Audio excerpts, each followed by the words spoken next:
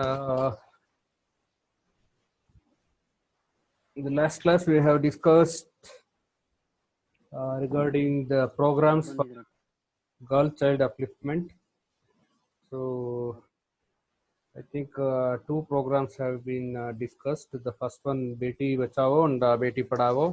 The second one, Sukanya Samruddhi Yojana, SSY. So, let us continue with the third one. ಕೇಳಿಸ್ತಿದೆಯಲ್ಲ?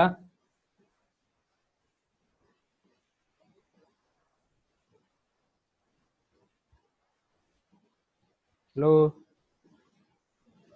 ಕೇಳಿಸ್ತಿದೆ ಹೇಗೆ? ಕೇಳಿಸ್ತಿದೆ sir. At least symbol ಮಾಡಿ, ಕೈ symbol ಮಾಡಿ ಗೊತ್ತಾಗುತ್ತೆ. So will move on to the third program.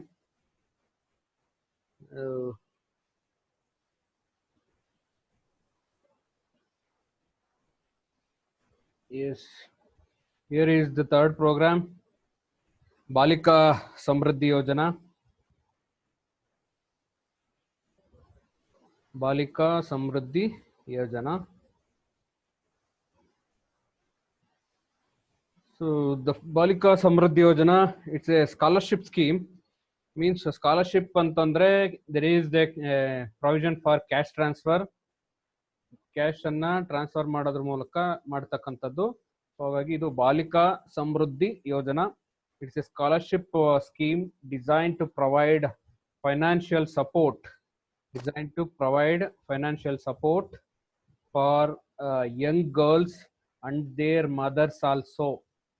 ಇಲ್ಲಿ special feature ನೋಡ್ಕೊಳ್ಳಿ, ಹೆಣ್ಣು ಮಗು ಮತ್ತು ಹೆಣ್ಣು ಮಗುವಿನ ತಾಯಿಗೂ ಕೂಡ ಫೈನಾನ್ಷಿಯಲ್ ಸಪೋರ್ಟ್ ಅನ್ನ ಕೊಡ್ತಕ್ಕಂಥದ್ದು ಬಾಲಿಕಾ ಸಮೃದ್ಧಿ ಯೋಜನಾದ ಮುಖ್ಯವಾದಂತ key feature. So their mothers who are below the poverty line,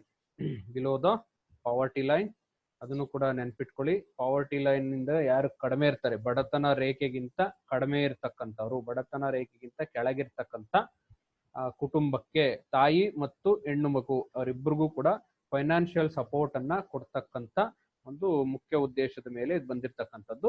the key objective of the scheme is to improve their status in society.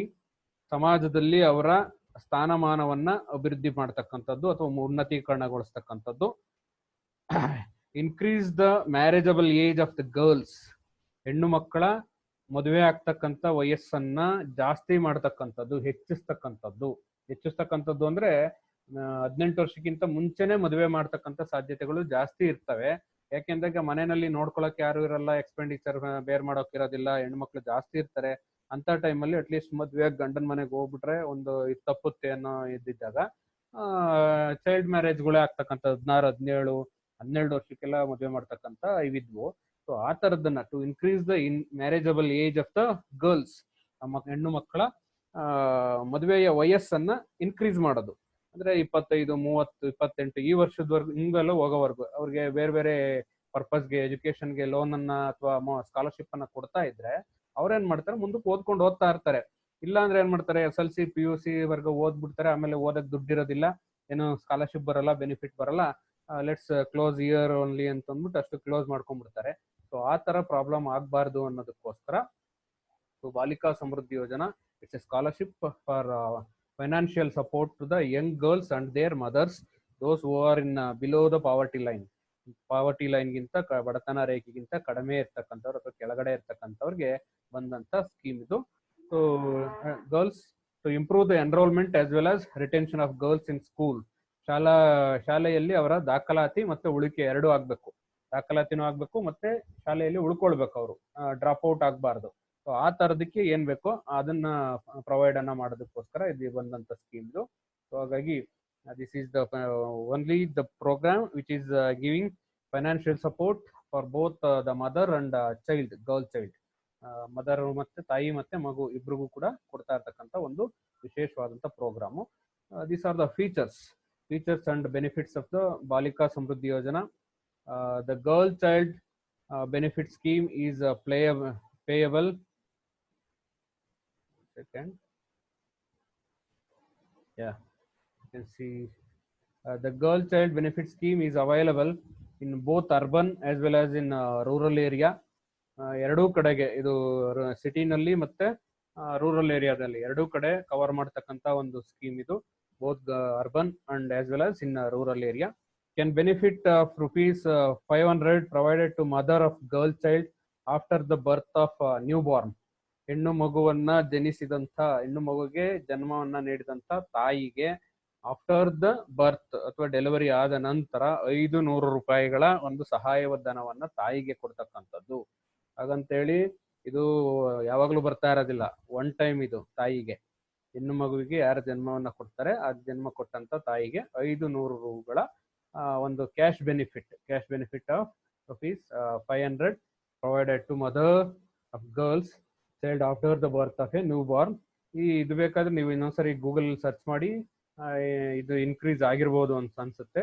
ಬಜೆಟ್ಸ್ಗಳಲ್ಲಿ ಬಂದಾಗ ಈ ಕ್ಯಾಶ್ ಬೆನಿಫಿಟ್ ಜಾಸ್ತಿ ಮಾಡಿರ್ಬೋದು.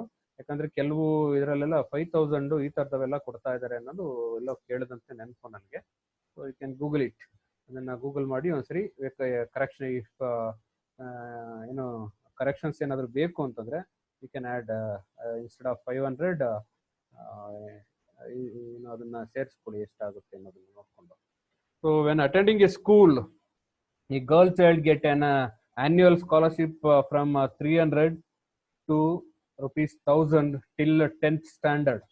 10ನೇ ತರಗತಿವರೆಗೂ ಕೂಡ 300ರಿಂದ ₹1,000 ಅಂದ್ರೆ ವೇರಿ ಆಗ್ತಾ ಇರುತ್ತೆ, depending upon the class of the girl. ಯಾವ ಮಗು ಯಾವ ಶಾಲೆಯಲ್ಲಿ ಯಾವ ತರಗತಿಯಲ್ಲಿ ಓದ್ತಾ ಇದೆ ಅನ್ನೋದಕ್ಕೆ. ಈಗ ಮೊದಲನೇ 1ನೇ ತರಗತಿಗೆ ಹೋದಾಗ ₹300 ಬರ್ಬೋದು. ಆಮೇಲೆ 2ನೇ ತರಗತಿಗೆ ಹೋದಾಗ ಇನ್ನೊಂದು ₹100 ಚೇಂಜ್ ಜಾಸ್ತಿ ಆಗ್ಬೋದು. 10th ಬಂದಾಗ ಎಕ್ಸ್ಪೆಂಡಿಚರ್ಸ್ ಎಲ್ಲ ಜಾಸ್ತಿ ಆಗ್ತಾ ಇರ್ತಾವೆ, ಹಾಗಾಗಿ ₹1,000 ವರೆಗೂ ಹೋಗ್ಬೋದು. ಸೊ ಆನ್ಯುಯಲಿ 300 to 1,000 ಸ್ಕಾಲರ್ಶಿಪ್ ಅನ್ನ ಪಡ್ಕೊಳ್ಳೋಂತ ಸಾಧ್ಯತೆ ಹೆಣ್ಣು ಮಗುಗೆ ಇರ್ತಕ್ಕಂಥದ್ದು. ಸೊ ಅದರಲ್ಲಿ withdrawal facility of balance amount available after the girl child turns 18 years old and is still unmarried.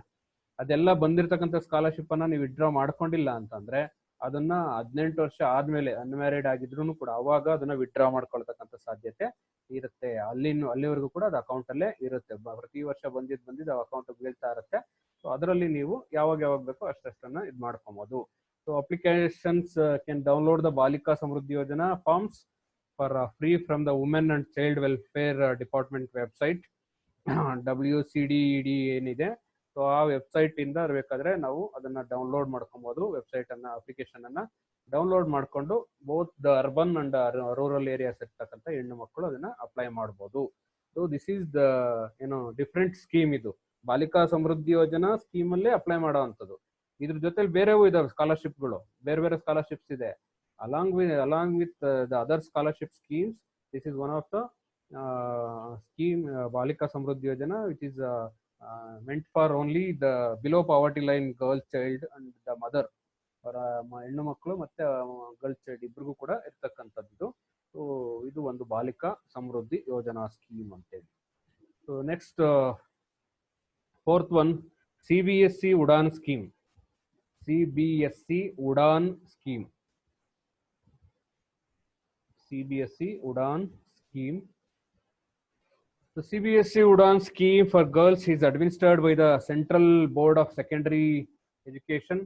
CBSE board ಏನಿದೆ ಆ CBSE board through the HRD department, ministry of human resource development ಏನಿದೆ, ಕೇಂದ್ರ ಮಾನವ ಸಂಪನ್ಮೂಲ ಇಲಾಖೆ ಅಥವಾ ಸಚಿವಾಲಯ, ಆ ಸಚಿವಾಲಯದ ಮೂಲಕ CBSE ಬೋರ್ಡ್ ಇದನ್ನ ಪ್ರೊವೈಡ್ ಮಾಡ್ತಾ ಇರ್ತಕ್ಕಂಥ. CBSE ಅಂದ್ರೆ ಸೆಂಟ್ರಲ್ CBSE ಸಿಲೆಬಸ್ ಬೋರ್ಡ್ ಇದೆಯಲ್ಲ, ಸೆಕೆಂಡರಿ ಎಜುಕೇಶನ್ ಕೊಡ್ತಾ ಇರ್ತಕ್ಕಂಥ ಸೆಂಟ್ರಲ್ ಬೋರ್ಡ್. ಸೊ ಆ ಸೆಂಟ್ರಲ್ ಬೋರ್ಡ್ ಇದನ್ನ ಪ್ರೊವೈಡ್ ಮಾಡ್ತಾ ಇದೆ ಥ್ರೂ MHRD. MHRD ಅನ್ನ ಸಪೋರ್ಟ್ ಮಾಡ್ಕೊಂಡು through MHRD it is providing it is administered through the CBSE. The focus of this scheme is to increase the enrollment of girls in prestigious engineering and technical colleges across the India. Udan ಅಂತಂದ್ರೆ ಅದೇನೆ, ಉಡಾನ್ ಅಂತಂದ್ರೆ ಅವರ education ಅನ್ನ ಉನ್ನತ ಮಟ್ಟಕ್ಕೆ ತಗೊಂಡೋಗ್ತಕ್ಕಂಥದ್ದು, next ಲೆವೆಲ್ಗೆ ತಗೊಂಡೋಗ್ತಕ್ಕಂಥದ್ದು.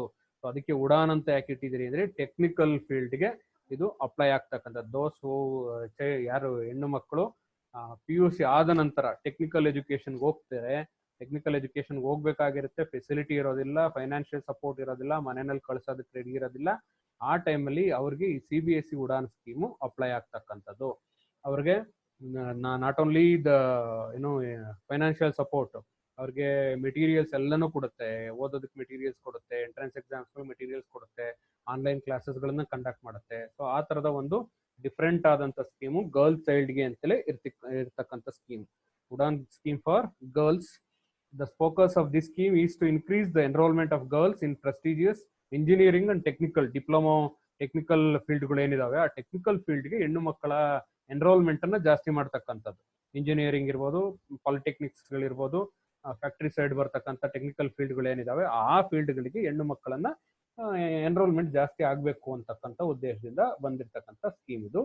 So ಅದರಲ್ಲಿ the scheme includes efforts that are made in order to enrich the learning experiences ಅನ್ನ ಹೆಚ್ಚು ಮಾಡೋದಕ್ಕೆ, ಕಲಿಕಾ ಅನುಭವಗಳ ಗುಣಮಟ್ಟವನ್ನ ಜಾಸ್ತಿ ಮಾಡ್ತಕ್ಕಂಥದ್ದು ಒಂದು, with special focus of girls students.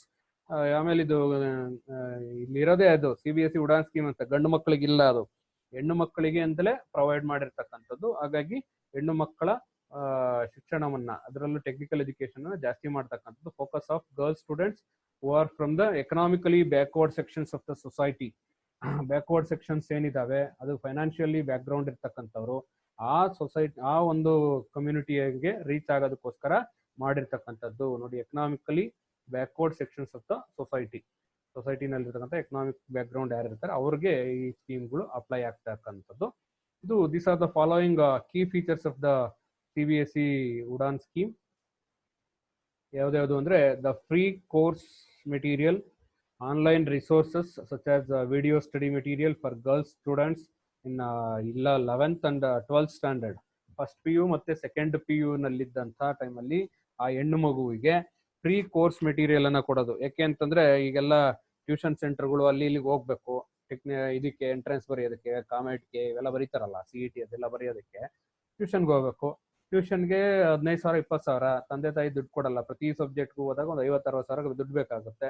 So ಆ ಟೈಮಲ್ಲಿ ಅದನ್ನ ಅವಾಯ್ಡ್ ಮಾಡೋದಕ್ಕೆ CBSE ಏನಿದೆ, CBSE ಬೋರ್ಡು ಅವರು ಈ ಆನ್ಲೈನ್ ಮೆಟೀರಿಯಲ್ಗಳನ್ನ ಸಪ್ಲೈ ಮಾಡ್ತಾರೆ. Those who are registered through Udaan scheme, ಅವ್ರಿಗೆ ಥ್ರೂ ಮೇಲ್ ಮತ್ತೆ ಅವ್ರಿಗೆ ವಾಟ್ಸಪ್ ನಂಬರ್ನ ಕಲೆಕ್ಟ್ ಮಾಡಿಕೊಂಡು ಅಥವಾ ಅವ್ರಿಗೆ ಒಂದು ಆನ್ಲೈನ್ ಐಡಿಯನ್ನ ಕ್ರಿಯೇಟ್ ಮಾಡಿಕೊಂಡು ಆನ್ಲೈನ್ ಮೆಟೀರಿಯಲ್ಗಳನ್ನ ಪ್ರೊವೈಡ್ ಮಾಡ್ತಾರೆ. ಫಸ್ಟ್ ಇಯರ್ ಮತ್ತೆ ಸೆಕೆಂಡ್ ಇಯರ್ ಇದ್ದಾಗ, ಫಸ್ಟ್ ಇಯರ್ PUC ನಲ್ಲಿ ಮತ್ತೆ ಸೆಕೆಂಡ್ ಇಯರ್ PUC ನಲ್ಲಿ ಇದ್ದಾಗ, ಸರ್ ನಾವು ಆರ್ಟ್ಸ್ ಓದಿದ್ವಿ, ಆರ್ಟ್ಸ್ನವ್ರಿಗೆ ಇಲ್ವಾ ಅಂದ್ರೆ ಇಲ್ಲ. ಇದು ನಾವು PUC ನಲ್ಲಿ ಇದು ಆರ್ಟ್ಸ್ ಸಬ್ಜೆಕ್ಟ್ ಇದಾವಲ್ಲ, HEPS ಇವೆಲ್ಲ ತಗೊಂಡಿದೀವಿ ಸರ್, ನಮ್ಗಿಲ್ವಾ ಅಂದ್ರೆ ಇಲ್ಲ. ಇದಿರ್ತಕ್ಕಂಥದ್ದು ಇಂಜಿನಿಯರಿಂಗ್ ಅಂಡ್ ಟೆಕ್ನಿಕಲ್ ಕಾಲೇಜಸ್ ಅಲ್ಲಿ ಯಾರು ಓದ್ತಾರೆ ಅವ್ರಿಗೆ ಮಾತ್ರ, ಸೈನ್ಸ್ ಬ್ಯಾಕ್ ಗ್ರೌಂಡ್ ಇರ್ತಕ್ಕಂಥ ಅಥವಾ ಸೈನ್ಸ್ ಡಿಸಿಪ್ಲಿನ್ ಅಲ್ಲಿ ಓದ್ತಕ್ಕಂಥವ್ರು ಮಾತ್ರ ಅಪ್ಲೈ ಆಗೋದು. ಸೊ ಅದು ಒಂದು first key feature. Next, virtual contact classes on weekends for girls students in 11th and 12th standard. Virtual class room classes like online ಕ್ಲಾಸಸ್ಗಳನ್ನ ಕಂಡಕ್ಟ್ ಮಾಡ್ತಕ್ಕಂಥದ್ದು. Online conduct ಮಾಡೋದು ವೀಕೆಂಡ್ ಅಲ್ಲಿ, classes ಯಾವಾಗ ಇರೋದಿಲ್ಲ, ಸ್ಯಾಟರ್ಡೆ ಮತ್ತೆ ಸಂಡೇಸು ಎಕ್ಸ್ಟ್ರಾ ಕ್ಲಾಸಸ್ ಅನ್ನ ತಗೊಂಡು online ಅಲ್ಲಿ ಎಕ್ಸ್ಪರ್ಟ್ಗಳು ಬಂದು, ರಿಸೋರ್ಸ್ ಪರ್ಸನ್ಗಳು ಟೀಚ್ ಮಾಡ್ತಾರೆ ಆನ್ಲೈನ್ ಕ್ಲಾಸಸ್, ವರ್ಚುವಲ್ ಕ್ಲಾಸಸ್ಗಳು. ನಾವೀಗೇನ್ ಮಾಡ್ತಾ ಇದೀವಿ, ಈ ತರದವೇ ವರ್ಚುವಲ್ ಕ್ಲಾಸಸ್ಗಳನ್ನ ಮಾಡ್ತಕ್ಕಂಥದ್ದು. Then peer learning and mentoring opportunities for meritorious girl students. ಯಾರು ತುಂಬಾ ಮೆರಿಟ್ ಅಲ್ಲಿ ಇರ್ತಾರೆ ಅಂತವ್ರಿಗೆ ಪೀರ್ ಲರ್ನಿಂಗ್ ಫೆಸಿಲಿಟಿಯನ್ನ ಪ್ರೊವೈಡ್ ಮಾಡ್ತಾರೆ. ಮತ್ತೆ ಮೆಂಟರಿಂಗ್ ಆಪರ್ಚುನಿಟೀಸ್ ಗಳನ್ನ ಪ್ರೊವೈಡ್ ಮಾಡ್ತಾರೆ. ಮೆಂಟರಿಂಗ್ ಅಂದ್ರೆ ಒಬ್ಬ ರಿಸೋರ್ಸ್ ಪರ್ಸನ್ ಅನ್ನ ಒಂದು ಗ್ರೂಪ್ ಆಫ್ ಸ್ಟೂಡೆಂಟ್ಸ್ ಗಳಿಗೆ ಮೆಂಟರ್ ಅಂತ ಅಲಾಟ್ ಮಾಡ್ಬಿಡ್ತಾರೆ. ಆ ಮೆಂಟರ್ ಟೀಚರು ಅವ್ರಿಗೆ ಬೇಕಾದಂತ ಫೆಸಿಲಿಟೀಸ್, ಡೌಟ್ಸ್ಗಳು ಏನೇ ಬಂದ್ರು ಅದನ್ನ ಸಾಲ್ವ್ ಮಾಡ್ತಾ ಇರಬೇಕು. ಸೊ ಆ ತರದ ಒಂದು ಫೆಸಿಲಿಟಿ ಕೊಟ್ಟಿರ್ತಕ್ಕಂಥ peer learning and mentoring opportunities for meritorious girl students. Study help line service to clarify the doubts of the students. ಒಂದು ಹೆಲ್ಪ್ ಲೈನ್ ಅನ್ನು ಕೂಡ ಓಪನ್ ಮಾಡಿರ್ತಕ್ಕಂಥದ್ದು ಅವ್ರಿಗೆ. CBSE ಉಡಾನ್ ಸ್ಕೀಮ್ ಅಲ್ಲಿ ಯಾರ್ಯಾರು ರಿಜಿಸ್ಟರ್ ಮಾಡ್ಕೋತಾರೆ ಅವರು ಯಾವಾಗ ಬೇಕಾದ್ರೂ ಕಾಂಟ್ಯಾಕ್ಟ್ ಮಾಡ್ಬೋದು. ಆ ಹೆಣ್ಣು ಮಕ್ಕಳು ಯಾವಾಗ ಬೇಕಾದ್ರೂ ಅವ್ರನ್ನ ಕಾಂಟ್ಯಾಕ್ಟ್ ಮಾಡ್ಬೋದು through help line number, toll free number ಕೊಟ್ಟಿರ್ತಾರೆ. ಆ ಟೋಲ್ ಫ್ರೀ ನಂಬರ್ ಅಲ್ಲಿ ಫೋನ್ ಮಾಡ್ಕೊಂಡು ಏನಾದ್ರು ಡೌಟ್ಸ್ ಇದ್ರೆ ಅವ್ರು ಅದನ್ನ ಕ್ಲಾರಿಫೈ ಮಾಡ್ಕೊಳ್ತಾ ಇರ್ಬೋದು. ಆ ತರದ ಒಂದು ಫೆಸಿಲಿಟಿಯನ್ನ ಇದರಲ್ಲಿ ಡೆವಲಪ್ ಮಾಡಿರೋದು. Then constant monitoring and tracking of students progress. ನಿರಂತರವಾಗಿ ಆ ಮಗುವಿನ ಪ್ರೋಗ್ರೆಸ್ ಅನ್ನ ಹೇಗೆ ಹೋಗ್ತಾ ಇದೆ ಅನ್ನೋದನ್ನ ಪ್ರೋಗ್ರೆಸ್ ಅನ್ನ ಮಾನಿಟರಿಂಗ್ ಮಾಡ್ತಕ್ಕಂಥದ್ದು ಮತ್ತೆ ಟ್ರ್ಯಾಕ್ ಮಾಡ್ತಕ್ಕಂಥ ಒಂದು ಸಿಸ್ಟಮ್ ಅನ್ನ ಡೆವಲಪ್ ಮಾಡ್ಕೊಂಡಿರ್ತಾರೆ. ಆ ಒಂದು ಉದ್ದೇಶಗಳನ್ನ ಇಟ್ಕೊಂಡಿರ್ತಕ್ಕಂಥದ್ದು CBSE Udaan scheme. This is cashless scheme cash ಇಲ್ಲ, ಇದಕ್ಕೆ ಕ್ಯಾಶ್ ಬೆನಿಫಿಟ್ ಇಲ್ಲ. ಏನಂತಂದ್ರೆ ಮೆಟೀರಿಯಲ್ಗಳನ್ನ ಕೊಡೋದಕ್ಕೆ, ಸ್ಟಡಿ ಮೆಟೀರಿಯಲ್ ಅನ್ನ ಕೊಡೋದಕ್ಕೋಸ್ಕರ, ಮತ್ತೆ ಅವ್ರಿಗೆ ಬೇಕಾದಂತ ಆನ್ಲೈನ್ ಕ್ಲಾಸಸ್ ಗಳನ್ನ ಕಂಡಕ್ಟ್ ಮಾಡೋದಕ್ಕೋಸ್ಕರ, ಆನ್ಲೈನ್ ನಲ್ಲಿ ಏನಾದ್ರು ವರ್ಚುವಲ್ ಕ್ಲಾಸ್ ರೂಮ್ ಗಳನ್ನ ಅರೇಂಜ್ ಮಾಡೋದಕ್ಕೆ, ಮತ್ತೆ ಸ್ಟಡಿ ಹೆಲ್ಪ್ ಲೈನ್ ಗಳನ್ನ ಕಂಡಕ್ಟ್ ಮಾಡೋದಕ್ಕೆ, ಮತ್ತೆ ರಿಸೋರ್ಸ್ ಪರ್ಸನ್ ಗಳನ್ನ ಮೆಂಟರಿಂಗ್ಗೋಸ್ಕರ ಅವ್ರನ್ನ ಆರ್ಗನೈಸ್ ಮಾಡೋದಕ್ಕೆ ಈ ಸ್ಕೀಮು ವರ್ಕ್ ಆಗ್ತಾ ಇರುತ್ತೆ. ಅವ್ರಿಗೆ ಯಾರು ಟೆಕ್ನಿಕಲ್ ಫೀಲ್ಡ್ಗೆ ಹೋಗೋದಕ್ಕೆ ಇಷ್ಟಪಡ್ತಾರೆ ಅವರೆಲ್ಲರಿಗೂ ಕೂಡ ಈ ಸ್ಕೀಮು ಅಪ್ಲೈ ಆಗ್ತಕ್ಕಂಥದ್ದು. ಮತ್ತೆ ರಿಜಿಸ್ಟರ್ ಮಾಡ್ಕೊಬೇಕು, ಸುಮ್ಮನೆ ಹಾಗೆ ಆಗೋದಿಲ್ಲ. ನಾನು ಇಂಜಿನಿಯರಿಂಗ್ ಸೇರ್ಕೊಬೇಕು ಅಂತಿದ್ದೀನಿ, ಫಸ್ಟ್ PUC ನಲ್ಲಿ ಸೈನ್ಸ್ ಓದ್ತಾ ಇದ್ದೀನಿ, CBSE ಉಡಾನ್ ಸ್ಕೀಮ್ ಬಗ್ಗೆ ಗೊತ್ತೇ ಇರೋದಿಲ್ಲ ಅವ್ರಿಗೆ. ಸೊ ಈ ತರ ಆಗೋಗಿಲ್ಲ. ಅವರು ರಿಜಿಸ್ಟರ್ ಮಾಡ್ಕೊಂಡು ಇಮೇಲ್ ID ಅದನ್ನೆಲ್ಲ ಕೊಟ್ರೆ ಅವರು ನಿಮ್ಮನ್ನ ಇದ್ ಮಾಡ್ತಾರೆ. ಸೊ ಇಲ್ಲ ಅಂತಂದ್ರೆ ಅದನ್ನ ನೀವು ಅವರೇ ಹುಡುಕೊಂಬಂದು ಕೊಡೋದಿಲ್ಲ. ಸೊ ಅದಕ್ಕೆ ಎಲಿಜಿಬಿಲಿಟಿ ಇದೆ ನೋಡಿ ಕೆಳಗಡೆ, eligibility for CBSE Udaan scheme. ಅರ್ಹತೆಗಳು, ಯಾವ್ಯಾವ ಅರ್ಹತೆಗಳು ಇರಬೇಕು ಅವ್ರಿಗೆ ಅನ್ನೋದಕ್ಕೆ. The following are the eligibility criteria for enrolment in the Udaan scheme. Girls students who are Indian citizens residing in India. ಭಾರತದ ಪ್ರಜೆಯಾಗಿರ್ಬೇಕು, ಭಾರತದ ಪೌರತ್ವವನ್ನ ಗಳಿಸ್ಕೊಂಡಿರ್ಬೇಕು, ಅಂತವ್ರಿಗೆ ಮಾತ್ರ ಅಪ್ಲೈ ಆಗುತ್ತೆ. ಮತ್ತೆ girls student must be enrolled in physics, chemistry or mathematics stream. PCM stream ಅಲ್ಲಿ enrolment ಆಗಿರ್ಬೇಕು PUC ನಲ್ಲಿ. ನನಗೆ ಹೇಳದ್ನಲ್ಲ, ಆರ್ಟ್ಸ್ನವ್ರಿಗೆ ಬರೋದಿಲ್ಲ, ಕಾಮರ್ಸ್ನವ್ರಿಗೆ ಬರೋದಿಲ್ಲ, ಇದು PCM ನವ್ರಿಗೆ ಮಾತ್ರ ಬರುತ್ತೆ. Physics, chemistry or mathematics stream ನಲ್ಲಿ ಎನ್ರೋಲ್ ಆಗಿರ್ಬೇಕು. In class 11th and 12th studying in CBSE affiliated schools. ಯಾಕೆ CBSE ಅಫಿಲಿಯೇಟೆಡ್ ಸ್ಕೂಲ್ಸ್ ಅಲ್ಲಿ ಅಂತ ಹೇಳ್ತಾ ಇದ್ದಾರೆ ಅಂದ್ರೆ, ಅವರ ಕರಿಕ್ಯುಲಮ್ CBSE ನಲ್ಲಿರೋದ್ರಿಂದ, CBSE ಬೋರ್ಡ್ ಅವ್ರು ಮಾಡೋದ್ರಿಂದ ಆ CBSE ಕರಿಕ್ಯುಲಮ್ ಓರಿಯೆಂಟೆಡ್ ಮೆಟೀರಿಯಲ್ ಅನ್ನ ಡೆವಲಪ್ ಮಾಡಿರ್ತಾರೆ. ಸೊ ಹಾಗಾಗಿ ನಾವು ಆದಷ್ಟು CBSE ಸ್ಕೂಲ್ಸ್ಗಳಲ್ಲಿ ಲೈಫ್ ಸೈನ್ಸ್ಗೆ ಆಪರ್ಚುನಿಟಿ ಇಲ್ವಾ ಸರ್, ಇದನ್ನ ಆಮೇಲೆ ಕೇಳು.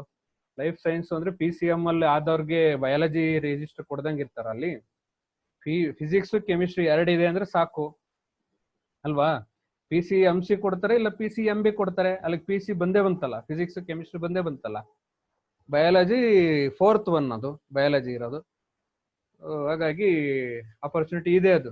ಬಟ್ CBSE ಅಫಿಲಿಯೇಟೆಡ್ ಸ್ಕೂಲ್ಸ್ ಗಳಲ್ಲಿ ರಿಜಿಸ್ಟರ್ ಆಗಿರ್ತಕ್ಕಂಥದ್ದು ಒಂದು ಕಂಡೀಷನ್ ಹಾಕಿದ್ದಾರೆ. ಮತ್ತೆ annual family income of student must not exceed 6 lakh annually ಅಂತಾರೆ. ಅಂದ್ರೆ ವರ್ಷಕ್ಕೆ 6 ಲಕ್ಷಕ್ಕಿಂತ ಹೆಚ್ಚಿರಬಾರ್ದು ಅವರ ಇನ್ಕಮ್. 6 ಲಕ್ಷಕ್ಕಿಂತ ಜಾಸ್ತಿ ಹೋಗಿದ್ರೆ ಅವ್ರಿಗೆ ಅಪ್ಲೈ ಆಗೋದಿಲ್ಲ.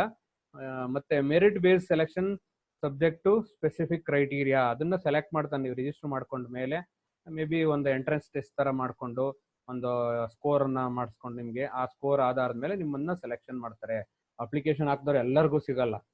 ಸೊ ಅದನ್ನ ನೋಡ್ಕೊಂಡು ಆನ್ಯುಯಲ್ ಇನ್ಕಮ್ ನೋಡ್ತಾರೆ, ಅವರ ಸಬ್ಜೆಕ್ಟ್ಸ್ ಸ್ಟ್ರೀಮ್ಸ್ ಯಾವಿದಾವೆ ನೋಡ್ತಾರೆ, ಮತ್ತೆ ಎಂಟ್ರೆನ್ಸ್ ಟೆಸ್ಟ್ಗಳಲ್ಲಿ ಅವರ ಹಿಂದೆ 10th ಅಲ್ಲಿ ಎಲ್ಲ ಅಚೀವ್ಮೆಂಟ್ ಏನಿತ್ತು ಅದನ್ನೆಲ್ಲ ನೋಡಿಕೊಂಡು ಸೆಲೆಕ್ಷನ್ ಪ್ರೋಸೆಸ್ ನಡೆಯುತ್ತೆ. So this is the eligibility criteria, key eligibility criteria. ಜ್ಞಾಪಕ ಇಟ್ಕೊಳ್ಳಿ, ಎಲಿಜಿಬಿಲಿಟಿ ಕ್ರೈಟೀರಿಯಾ ಏನಿರಬೇಕು ಅನ್ನೋದನ್ನ ಬರೆದ್ರೆ ಸಾಕು. ಮತ್ತೆ ಜೊತೆಲಿ ಕೀ ಫೀಚರ್ಸ್ ಯಾವಿದಾವೆ ಆ ಸ್ಕೀಮ್ ಅಲ್ಲಿ ಅನ್ನೋದನ್ನ ಬರೆದ್ರೆ ಸಾಕು. ಮತ್ತೆ ಕ್ಯಾಶ್ಲೆಸ್ ಇದ್ದಾಗ ಅದನ್ನ ಮೆನ್ಷನ್ ಮಾಡಿ, ಕ್ಯಾಶ್ ಇದ್ದಾಗಲೂ ಮೆನ್ಷನ್ ಮಾಡಿ. ಕ್ಯಾಶ್ ಬೆನಿಫಿಟ್ ಯಾವುದು ಅನ್ನೋದನ್ನ ಮೆನ್ಷನ್ ಮಾಡಿ, ಕ್ಯಾಶ್ಲೆಸ್ ಯಾವ್ದಿದೆ ಅನ್ನೋದನ್ನು ಮೆನ್ಷನ್ ಮಾಡಬೇಕು. Okay, yes, I will move on to the next programme. National scheme of incentive to girls for secondary education. National scheme of incentive to girls for secondary education. ಮಾಧ್ಯಮಿಕ ಶಿಕ್ಷಣವನ್ನ ಅಥವಾ high school ಶಿಕ್ಷಣವನ್ನ ಪಡ್ಕೊಳ್ಳೋದಕ್ಕೆ ಆ ಮಗುವಿಗೆ ಕೊಡ್ತಕ್ಕಂಥ incentive, ಪ್ರೋತ್ಸಾಹಧನ ಅಂತೇಳಿ national scheme. ಇದು ರಾಷ್ಟ್ರೀಯ ಪ್ರೋತ್ಸಾಹಧನ ಯೋಜನೆ ಮಾಧ್ಯಮಿಕ ಶಿಕ್ಷಣಕ್ಕಾಗಿ.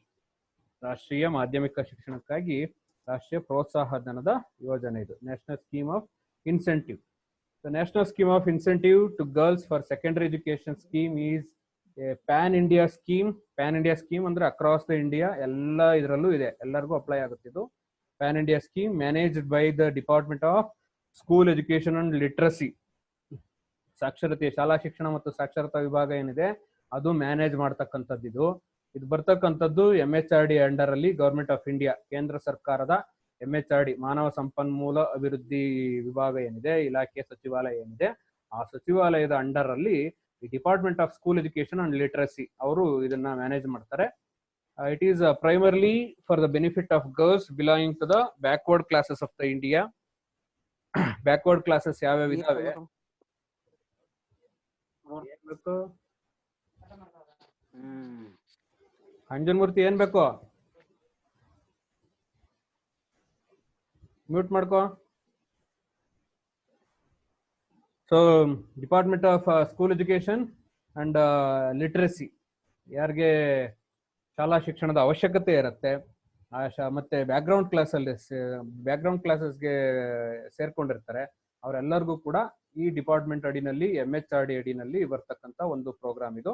ಸೊ ಎಲಿಜಿಬಿಲಿಟಿ ಏನು ಅಂತಂದ್ರೆ, eligibility national scheme of incentive to girls for secondary education.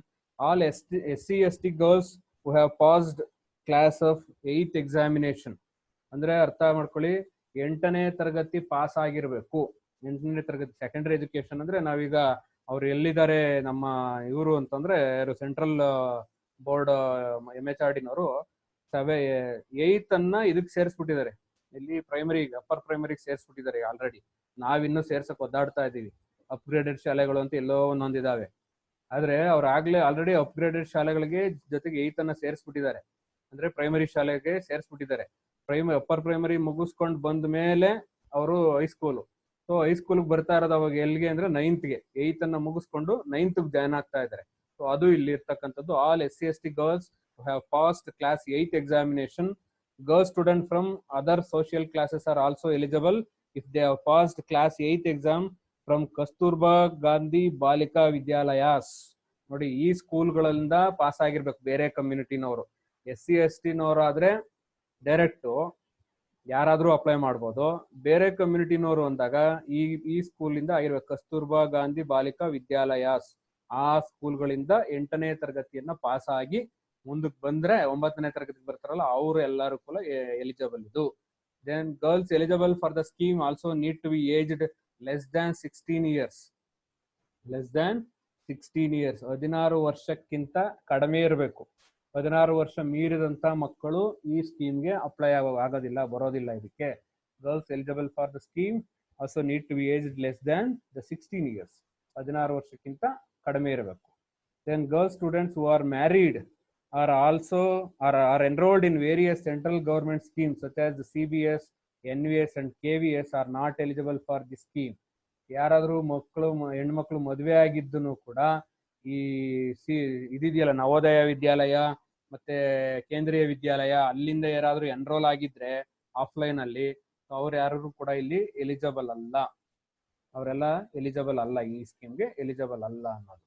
ಹಾಗಾಗಿ girls students who are married are enrolled in various central government schemes, ಬೇರೆ ಸ್ಕೀಮ್ಸ್ ಗಳಲ್ಲಿ ಯಾರಾದ್ರೂ ಎನ್ರೋಲ್ ಆಗಿದ್ರೆ ದೇ ಆರ್ ನಾಟ್ ಎಲಿಜಿಬಲ್ ಅನ್ನೋದನ್ನ ಹೇಳ್ತಾನೆ.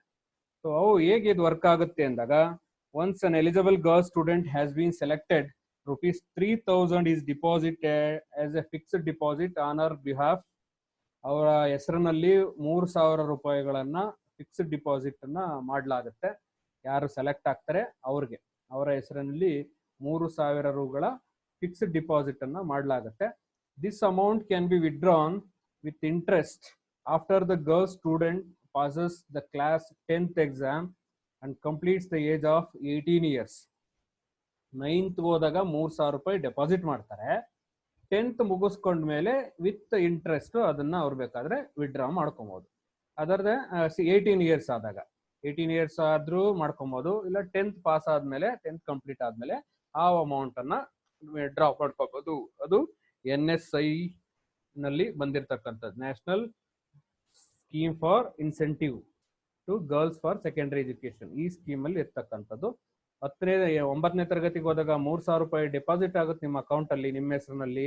ಆ ₹3,000 ಜೊತೆಗೆ ಬಂದಂತ ಇಂಟ್ರೆಸ್ಟ್ ಅದು ಎರಡನ್ನು ಸೇರಿಸಿ 2 ವರ್ಷ ಆದ್ಮೇಲೆ ನೀವು ಅದನ್ನ ವಿಡ್ರಾ ಮಾಡ್ಕೊಬಹುದು. ನೀವು ಮಧ್ಯದಲ್ಲಿ ಶಾಲೆ ಬಿಟ್ರೆ ಇದು ವಿಡ್ರಾ ಮಾಡ್ಕೊಳಕ್ ಆಗಲ್ಲ. 10th ಸ್ಟ್ಯಾಂಡರ್ಡ್ ಕಂಪ್ಲೀಟ್ ಆಗ್ಬೇಕು. 10th ಸ್ಟ್ಯಾಂಡರ್ಡ್ ಕಂಪ್ಲೀಟ್ ಆದ್ರೆ ಮಾತ್ರ ವಿಡ್ರಾ ಮಾಡ್ಬೋದು. 9ನೇ ತರಗತಿ ಅರ್ಧದಲ್ಲಿ ಬಂದು ಅಥವಾ 9ನೇ ತರಗತಿ ಮುಗಿಸ್ಕೊಂಡು ಹೊರಟೋಗ್ಬಿಟ್ರೆ ಅವಾಗ ವಿಡ್ರಾ ಮಾಡೋದಕ್ಕೆ ಆಗೋದಿಲ್ಲ. ಇದು ಏನಕ್ಕೆ ಅಂತಂದ್ರೆ ಸೆಕೆಂಡರಿ ಎಜುಕೇಶನ್ ಕಂಪ್ಲೀಟ್ ಮಾಡ್ಬೇಕು ಮಗು. ಈ ₹3,000 ಸಿಗುತ್ತೆ ನನಗೆ, ಅಟ್ಲೀಸ್ಟ್ ಅದು ನನ್ಗೆ ಖರ್ಚಿಗಾಗುತ್ತೆ ಅನ್ನೋದು ಬರ್ಬೇಕು. ಅವಾಗ ಬಂದು 9, 10ಕ್ಕೆ ಮುಗಿತವೆ. ಇಲ್ದಿದ್ರೆ 8ನೇ ತರಗತಿ ಮುಗಿಸ್ಕೊಂಡು ಸುಮ್ಮನಾಗ್ತವೆ ಮನೆಗೆ. ಬಿಡು, ಇಲ್ಲಿ ಪ್ರೈಮರಿ ಶಾಲೆ 8ನೇ ತರಗತಿವರೆಗೂ ಇತ್ತು, ನೆಕ್ಸ್ಟ್ ಏನ್ ಬೇಡ, ಹೋಗೋದ್ ಬೇಡ, ದೂರ ಐತೆ ಅಂತಂದ್ಬಿಟ್ಟು ಸುಮ್ಮನಾಗ್ಸ್ಬಿಡ್ತಾರೆ ಮನೆಯವರು. ಸೊ ಅದನ್ನ ಅವಾಯ್ಡ್ ಮಾಡೋದಕ್ಕೋಸ್ಕರ ಈ 9, 10ನೇ ತರಗತಿ ಬಂದಂತ ಮಕ್ಕಳಿಗೆ ಪ್ರೋತ್ಸಾಹವಾಗಿ ಇದು ಇಟ್ಟಿರ್ತಕ್ಕಂಥದ್ದು. ಸೊ ಇದು national scheme for incentive. Okay, so ಇದು ಸಾಕಿಷ್ಟು ಇವತ್ತಿಗೆ. ಇನ್ನೂ ಇದಾವೆ ಸ್ಕೀಮ್ಗಳು, ಇದನ್ನೆಲ್ಲ ನೆಕ್ಸ್ಟ್ ಕ್ಲಾಸಲ್ಲಿ ಹೇಳ್ತೀನಿ. ಇನ್ನೂ ಒಂದು 8-10 ಇದಾವೆ, ಇನ್ನೂ ಒಂದು ಎರಡು ಪೀರಿಯಡ್ ಆಗುತ್ತೆ. ಮತ್ತೆ ಕರ್ನಾಟಕದವು ಇದಾವಲ್ಲ ಸ್ಟೇಟ್ ಗೌರ್ಮೆಂಟ್ ನಾವು, ಆ ಸ್ಟೇಟ್ ಗೌರ್ಮೆಂಟ್ ನಾವು ಸ್ಪೆಸಿಫಿಕ್ ಆಗಿ ಹೇಳ್ಬೇಕು. ಸೊ ಅದನ್ನ ನೆಕ್ಸ್ಟ್ ಕ್ಲಾಸ್ನಲ್ಲಿ ನಾನು ಸ್ವಲ್ಪ ಡೀಟೇಲ್ ಆಗಿ ಹೇಳ್ತೀನಿ. ಓಕೆ, ಮಂಜುನಾಥ್ ಏನಪ್ಪ ಇವತ್ತು ಬಂದಿದೀಯಾ?